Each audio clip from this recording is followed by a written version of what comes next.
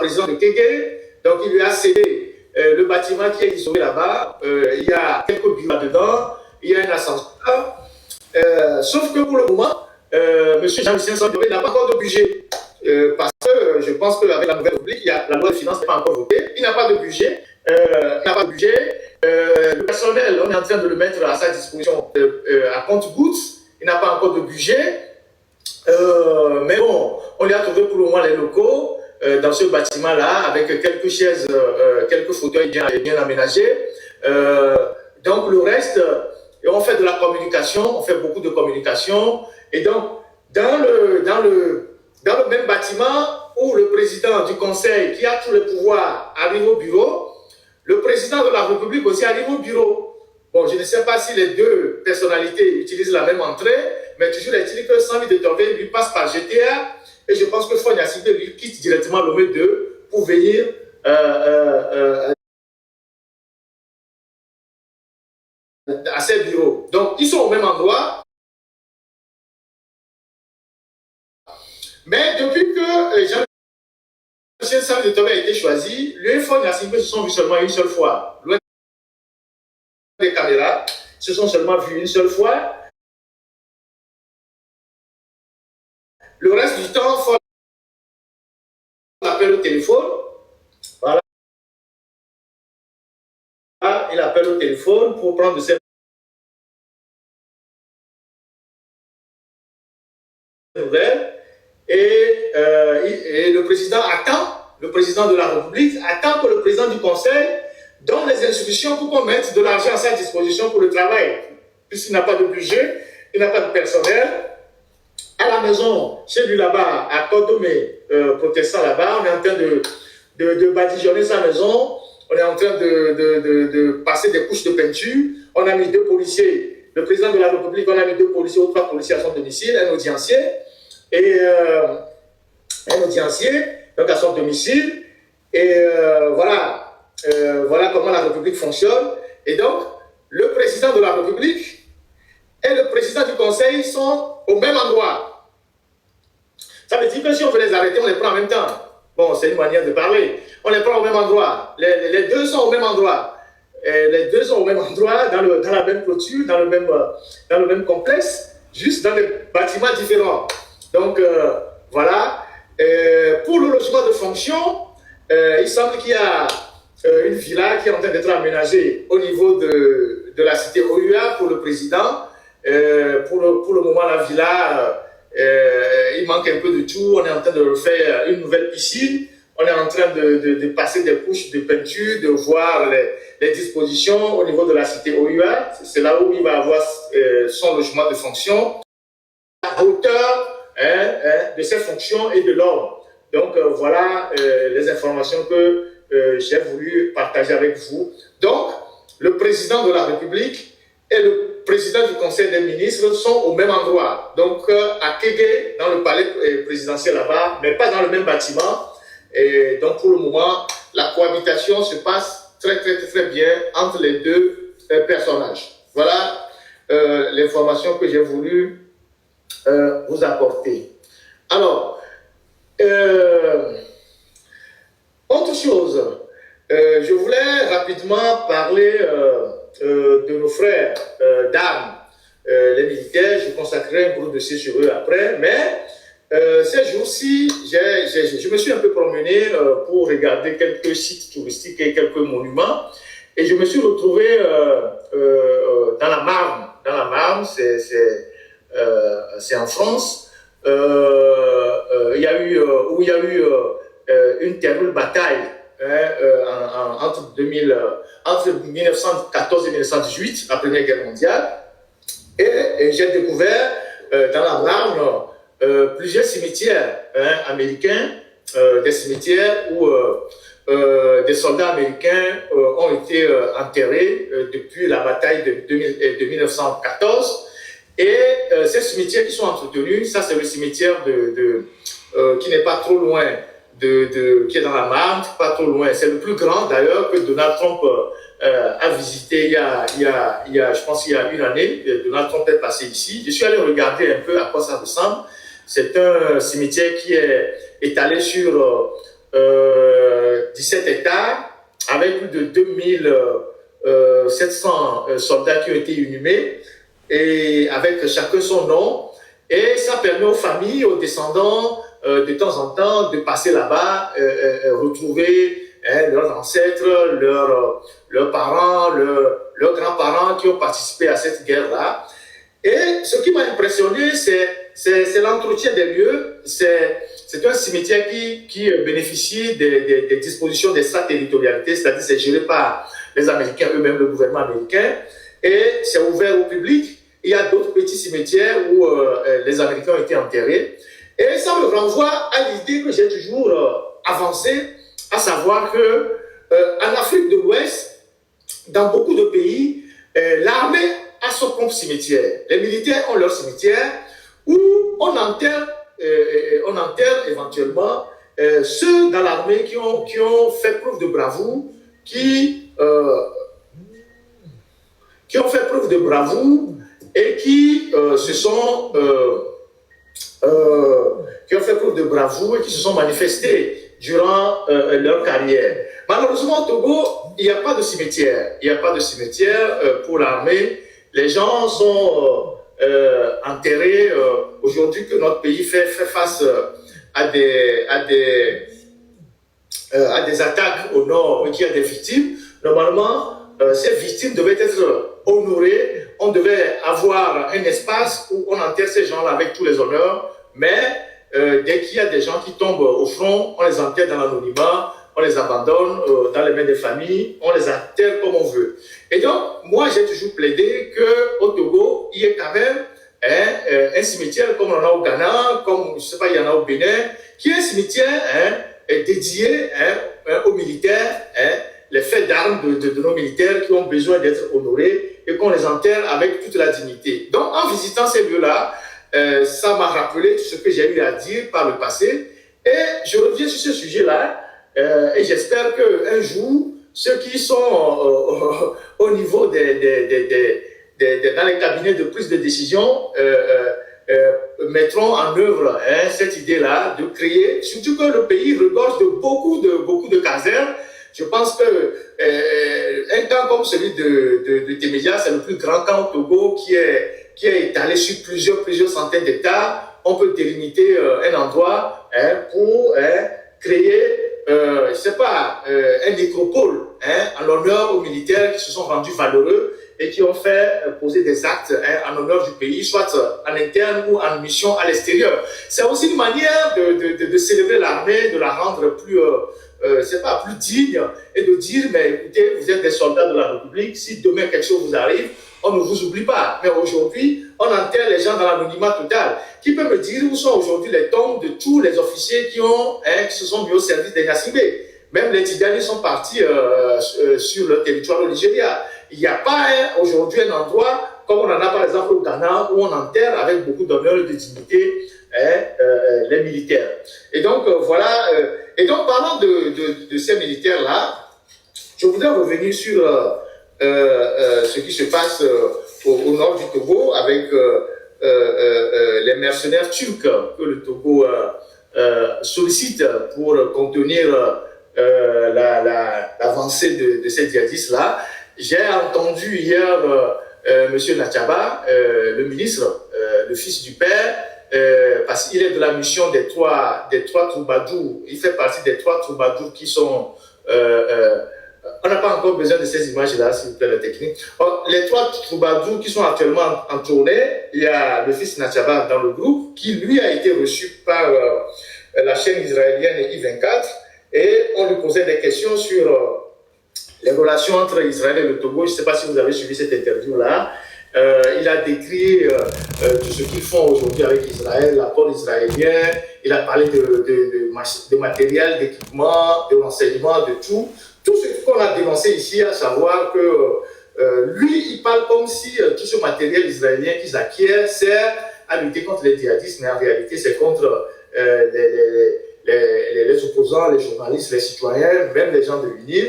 Donc, il parlait de cette excellente relation que le Togo a avec Israël. Et on lui a posé une question sur la France, Et qu'est-ce que la France leur apporte dans cette relation de lutte contre le djihadisme.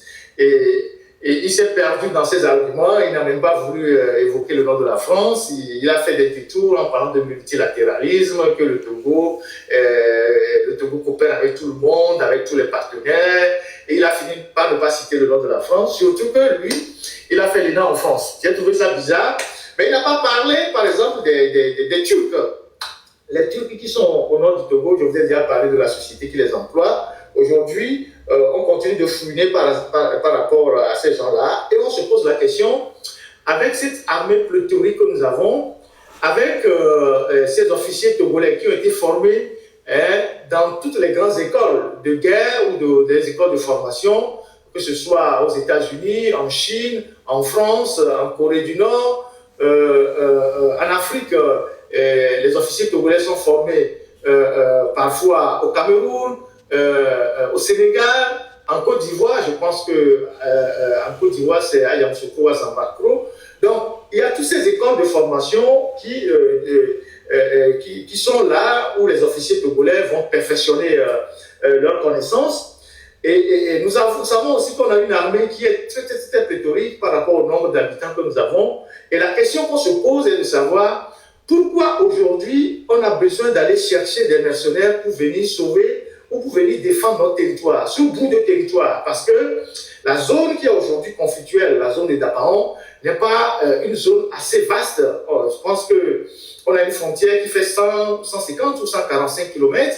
Et ce qu'on dit qu'avec toutes les casernes que nous avons, il y a le camp Nipurma là-bas, il y a d'autres casernes, qu'on ne peut pas aujourd'hui contenir ce bout de territoire et repousser la menace, au point qu'on a cherché à tout de rôle des gens extérieurs qu'on paye cher, alors que les militaires togolais sont très mal payés, sont très mal nourris. Je trouve ça quand même assez curieux de la part de nos dirigeants, sauf si fort redoute que donner plus d'armes aux militaires togolais soit dangereux pour lui-même. Donc, après les Biélorusses qui sont partis, c'est les Turcs aujourd'hui qui sont arrivés, et selon les informations, les Turcs qui sont là aujourd'hui sont presque autour de 680, voire 700, donc c'est plus qu'un bataillon, hein, c'est assez énorme, c'est plus qu'un bataillon, et il y a une caserne qui est en train d'être construite au niveau de Borgou, au niveau du Borgou là-bas, où ces Turcs vont s'installer sur, je ne sais pas, plus de 2 ou 3 hectares, avec un rayon d'action de plus d'une dizaine de kilomètres. Et ces gens-là sont payés plus que, comment appelle-t-on, plus que nos propres frères. Ils sont mieux traités que nos soldats qui sont aussi au front, qui affrontent les mêmes dangers, les mêmes difficultés. Et selon les informations, le dernier de ces mercenaires est payé à presque $2000. $2000, ça fait combien en CFA? Presque $2000 par mois, presque $2000 par mois. Et je vous dis, ils sont presque 650 voire 700. Ils sont payés à $2000 par mois. Et le salaire moyen du militaire togolais, c'est 120 ou 130 000. Le salaire du militaire de première classe, je ne sais pas combien c'est. J'avais déjà les documents, je ne sais pas où ça se trouve. Donc, ils sont payés à $2000. Et ils sont ravitaillés régulièrement, tout ce qui leur permet d'être à l'aise. Ils boivent du Voltic. Ils ne boivent pas de l'eau ordinaire, ils boivent du Voltic. Même si c'est avec l'eau Voltic qu'ils font la cuisine. Ils n'utilisent pas l'eau de robinet pour faire la cuisine, c'est avec l'eau Voltic qu'ils font la cuisine. Ils font la cuisine. Ils reçoivent tout ce qui est de la viennoiserie. Chaque jour, il y a une boulangerie des Bagnards qui se trouve à Dapaon, dans un quartier qu'on appelle Komboloaga. Et vous savez que les Bagnards, ils ont une boulangerie qu'on appelle Croc en Bouche au niveau de GTA là-bas et au niveau de Carrefour Thibodjona. Donc, ils ont une boulangerie à Dapaon, dans ce quartier-là, Komboloaga. Donc, ils ont eu ce marché de ravitailler ces trucs-là chaque jour, ce qui concerne la viennoiserie, le pain, les sakomi, bon, les baguettes. et cette boulangerie livre 1000 baguettes par jour, plus tout ce qui va des croissants et tout ça. Et de l'eau potable, de l'eau, je ne sais pas si c'est eux qui livrent aussi le Voltic, mais il y a le Voltic qui est livré régulièrement. Ils cuisinent même avec le Voltic. Et les militaires togolais, eux,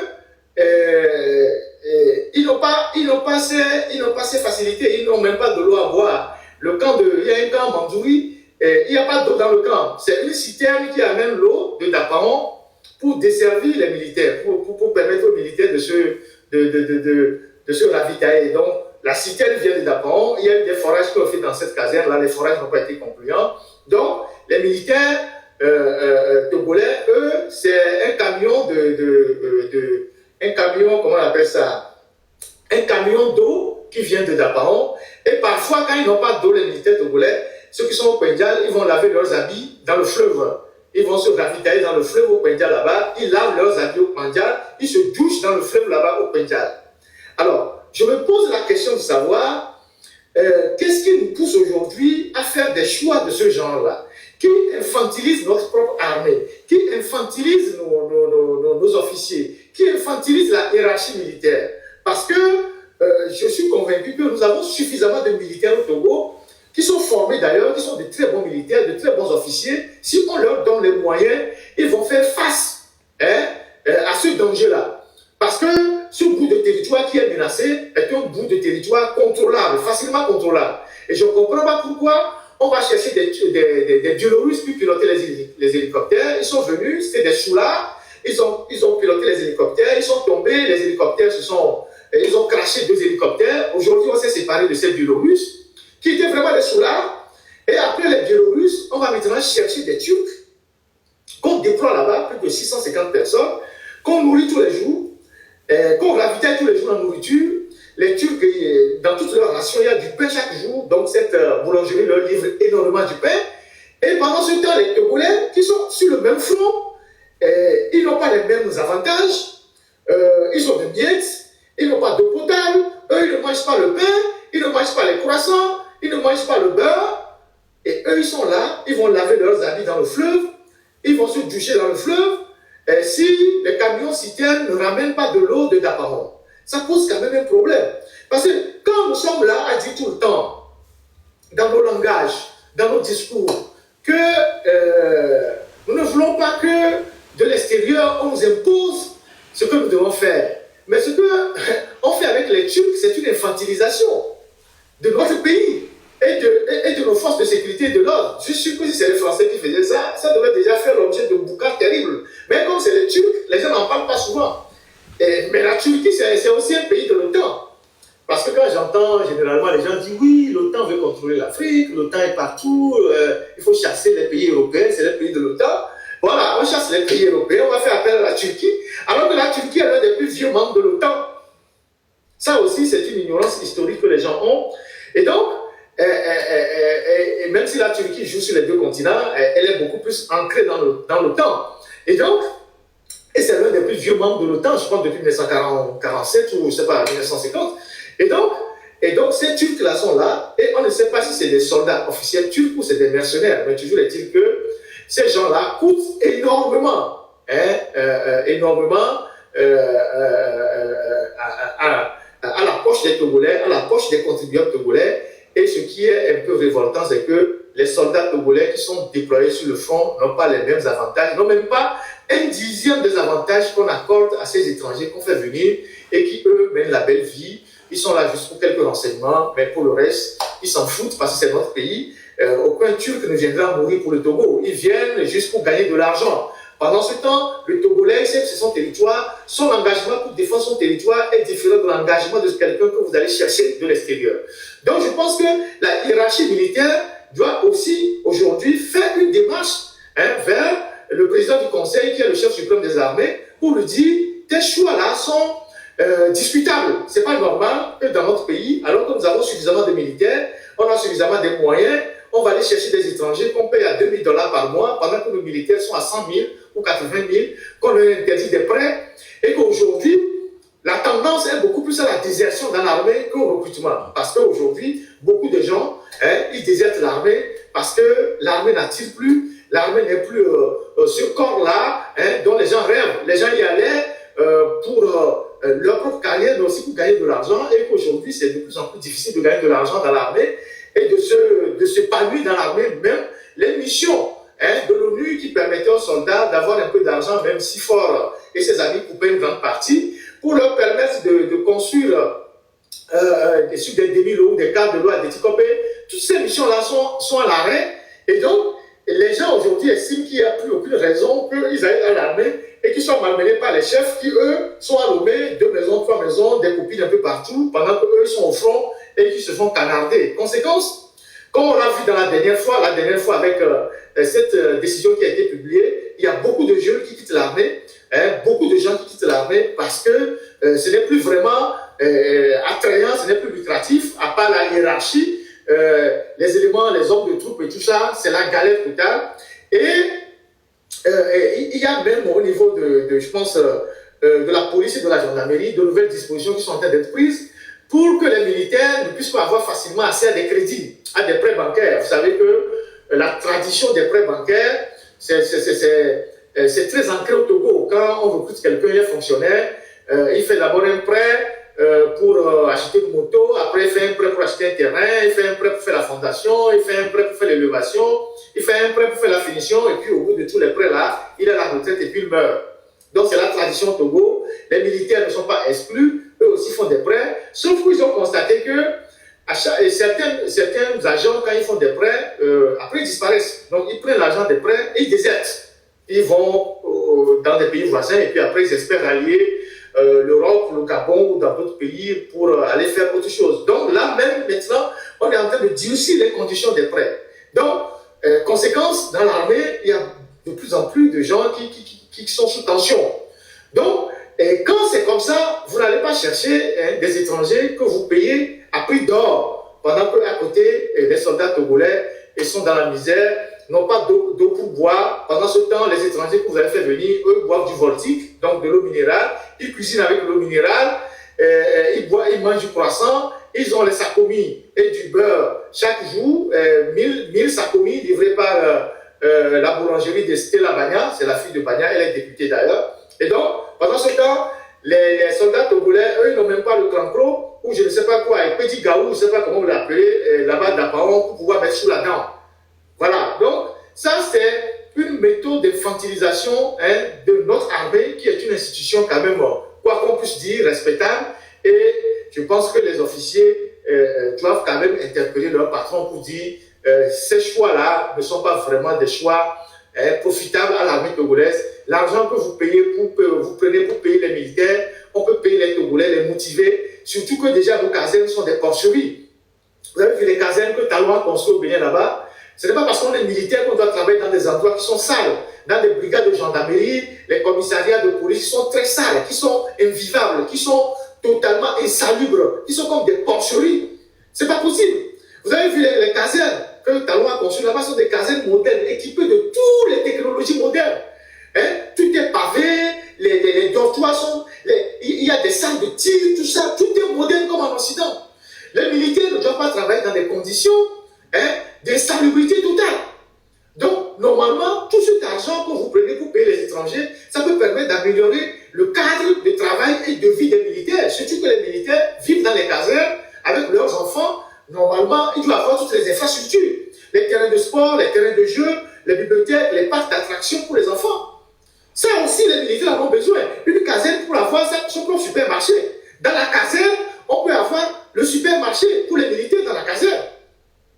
Même si vous voulez que le supermarché soit tenu par la femme du colonel, faites-le quand même. Au moins, c'est un supermarché qui est là, dans la caserne, pour permettre aux militaires de se ravitailler dans la caserne. Donc, des choses comme ça, comme on le dit, c'est pour vous les militaires, c'est aussi une manière de porter vos préoccupations sur la place publique.